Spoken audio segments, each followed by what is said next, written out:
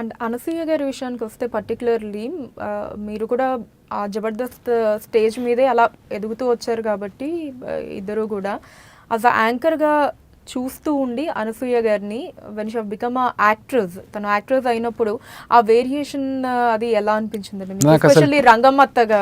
టోటల్గా అసలు రంగస్థలం మూవీ చూస్తున్నప్పుడు అనసూయ అనే మైండ్లోకే రాలేదు. దీని అనసూయ మాతో పాటు యాంకరింగ్ చేస్తుంది, జబర్దస్త్లో ఉంటుంది అనే ఫీలింగే రాలేదు.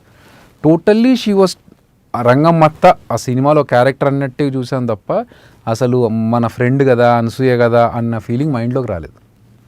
అంత డిఫరెంట్ వేరియేషన్ కదా. ఇక్కడ ఉండే యాక్టివ్గా ఉండి మోడర్న్గా ఉండే అనసూయ వేరు, అక్కడ ఒక విలేజ్ గర్ల్ లాగా ఒక రంగమ్మత్త క్యారెక్టర్ వేరు. సో అసలు ఎక్కడ పోలిక రాలేదు మాకు. సో ఆ ఫీలింగే రాలేదు. ఫస్ట్ ఆఫ్ ఆల్ మా ఫ్రెండ్ కదా, అక్కడ చేస్తుంది కదా.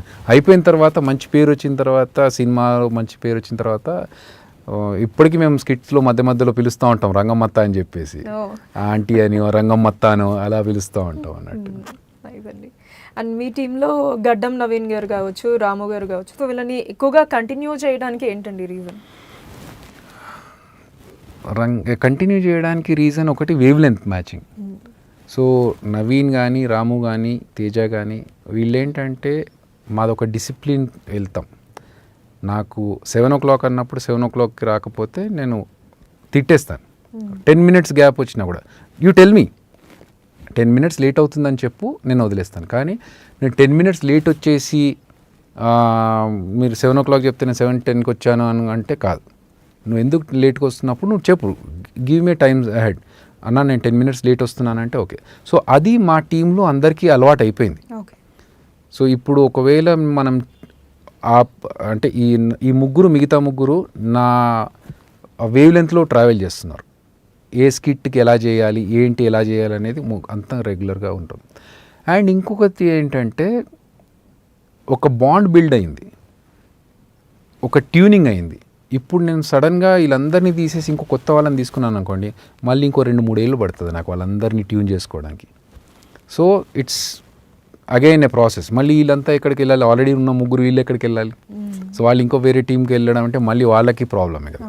సో ఈ మేము 3-4 ఉన్న వాళ్ళని కంటిన్యూ చేసుకుంటూ కొత్త వాళ్ళల్లో ఒకరినో ఇద్దరినో ఎప్పుడో ఒకసారి అలా మధ్యలో తీసుకొచ్చి చేస్తూ ఉంటాం తప్ప మెయిన్గా బిల్డ్ ఉన్నది టీమ్ కాబట్టి మళ్ళీ మార్చలేదు.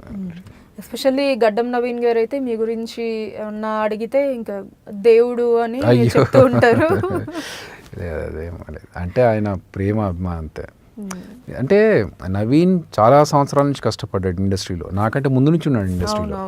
సో ఎన్నో సినిమాల్లో బ్యాక్గ్రౌండ్ ఆర్టిస్ట్గా తిరుగుతున్నాడు, ఎన్నో చేశాడు, ఎక్కడ బ్రేక్ రాలేదు. అట్లని చెప్పేసి నేను ఇచ్చాను బ్రేక్ అని నేను చెప్పట్లేదు. ఆయన అంత కష్టపడి వచ్చిన దానికి రిజల్ట్ ఇక్కడ నుంచి స్టార్ట్ అయింది.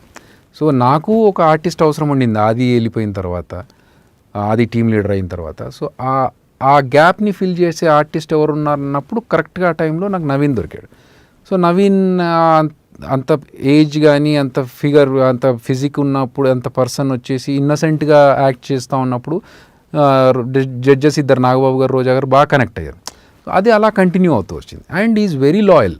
Naveen is very loyal and ఒక రెస్పాన్సిబుల్ పర్సన్. మనం ఏదన్నా అన్నా కూడా, నేను ఏదైనా కోపంలో చిరాకులో ఏదో అరిచేసి స్కిట్ బాగా రాకపోతే అరిచేసినా కూడా సైలెంట్గా పక్కకి వెళ్ళిపోతాడు. మళ్ళీ ఒక 15-20 minutes తర్వాత వచ్చేసి అన్న ప్రాక్టీస్ చేద్దామా అన్న సెకండ్ స్కిట్ అంటాడు.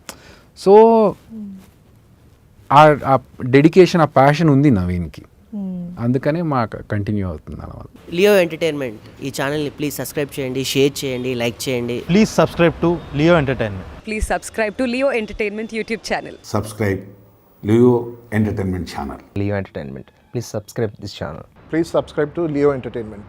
ఇలాంటి ఇంట్రెస్టింగ్ వీడియోస్ కోసం తప్పకుండా మా ఛానల్ని సబ్స్క్రైబ్ చేయండి.